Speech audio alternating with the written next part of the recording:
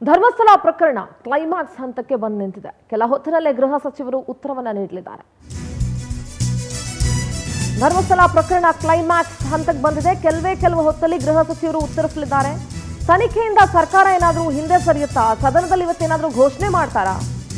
ಕೆಲ ಹೊತ್ತಿನಲ್ಲೇ ಸದನದಲ್ಲಿ ಗೃಹ ಸಚಿವ ಡಾಕ್ಟರ್ ಜಿ ಪರಮೇಶ್ವರ್ ಉತ್ತರವನ್ನ ನೀಡಲಿದ್ದಾರೆ. ನೀಡಲೇಬೇಕು ಕೂಡ.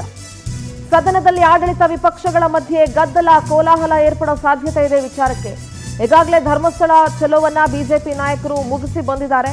ಪ್ರಕರಣದ ಪೂರ್ಣ ಪ್ರಮಾಣದ ತನಿಖಾ ವರದಿಗೆ ಬಿಜೆಪಿ ಪಟ್ಟು ಹಿಡಿದಿದೆ. ಗೃಹ ಸಚಿವ ಪರಮೇಶ್ವರ್ ಅವರ ಉತ್ತರದತ್ತ ಎಲ್ಲರ ಚಿತ್ತ ಹರಿದಿದೆ. ಕುತೂಹಲ ಮೂಡಿಸ್ತಾ ಇದೆ ಈ ಪ್ರಕರಣದ ಕ್ಲೈಮ್ಯಾಕ್ಸ್ ಹಂತ ಏನಿರಬಹುದು ಅಂತ ಹೇಳಿ. ನಮ್ಮ ಪೊಲಿಟಿಕಲ್ ಕರೆಸ್ಪಾಂಡೆಂಟ್ ರೂಪೇಶ್ ನೇರ ಸಂಪರ್ಕದಲ್ಲಿ ಜಾಯ್ನ್ ಆಗ್ತಾ ಇದ್ದಾರೆ. Rupesh, very good morning. Dharmasthala ಪ್ರಕರಣ ಕ್ಲೈಮ್ಯಾಕ್ಸ್ ಹಂತವನ್ನ ತಲುಪಿದೆ. ಈಗ ಆಲ್ರೆಡಿ ಬಿಜೆಪಿಯ ನಾಯಕರು ಧರ್ಮಸ್ಥಳ ಚಲೋ ಅಭಿಯಾನ ಮುಗಿಸಿ ಬಂದಿದ್ದಾರೆ. ಇವತ್ತು ಸದನದಲ್ಲಿ ಪರಮೇಶ್ವರ್ ಅವರ ಉತ್ತರವನ್ನ ಎಲ್ಲರೂ ಕಾಯ್ತಾ ಇದ್ದಾರೆ. ಸದ್ಯದ ಅಪ್ಡೇಟ್ಸ್ ಏನಿದೆ, ಏನೆಲ್ಲ ಡೆವಲಪ್ಮೆಂಟ್ಸ್ ಆಗ್ತಾ ಇದೆ ರೂಪೇಶ್?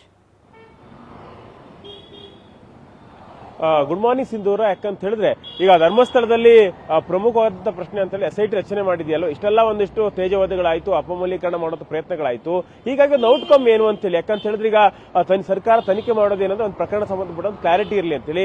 ಹೀಗಾಗಿ ಜನಗಳಿಗೆ ಕ್ಲಾರಿಟಿ ಕೊಡಬೇಕಾಗತ್ತೆ. ಯಾಕಂತ ಹೇಳಿದ್ರೆ 13 ಗುಂಡಿಯನ್ನು ಅಗದಿದ್ದಾಯಿತು. 13 ಸ್ಥಳಗಳು, ಅದೇ ಗುಂಡಿ ಎಷ್ಟೋ ಗುಂಡಿಗಳನ್ನು, ಯಾಕಂತ ಹೇಳಿದ್ರೆ ಒಂದೇ ಸ್ಥಳದಲ್ಲಿ 2-3 ಗುಂಡಿಗಳನ್ನು ಕೂಡ ಅಗದಿದೆ. ಹೀಗಾಗಿ ಇಷ್ಟೆಲ್ಲ ಉತ್ಖನನ ಮಾಡಿದ್ರು ಕೂಡ ಏನೂ ಸಿಕ್ಕಿರ್ಲಿಲ್ಲ. ಹೀಗಾಗಿ ಮಹತ್ವದಾಗಿ ಈಗ ದೊಡ್ಡ ಆರೋಪವನ್ನು ಮಾಡಿದ್ರಲ್ಲ, ಇದರಿಂದ ಒಂದಿಷ್ಟು ಗುಂಡಿ ಸಿಗದೇ ಇರುವಂತ ಕಾರಣಗಳಿಗೆ ಅನಾಮಿಕರನ್ನ ಅರೆಸ್ಟ್ ಮಾಡಿ ಅಂತ ಒಂದು ವಿಚಾರ.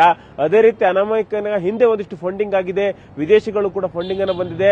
ಅದೇ ರೀತಿ ಒಂದಿಷ್ಟು ಹೋರಾಟಗಾರರಿದ್ದಾರೆ, ಒಂದಿಷ್ಟು ವಕೀಲರಿದ್ದಾರೆ, ಎಲ್ಲರೂ ಕೂಡ ಇದ್ದಾರೆ. ಹಿಂದಿನಂತಹ ಷಡ್ಯಂತ್ರಗಳನ್ನು ತನಿಖೆ ಮಾಡಬೇಕು ಅಂತ ಬಿಜೆಪಿ ಆಗ್ರಹ ಮಾಡ್ತಾ ಇದೆ.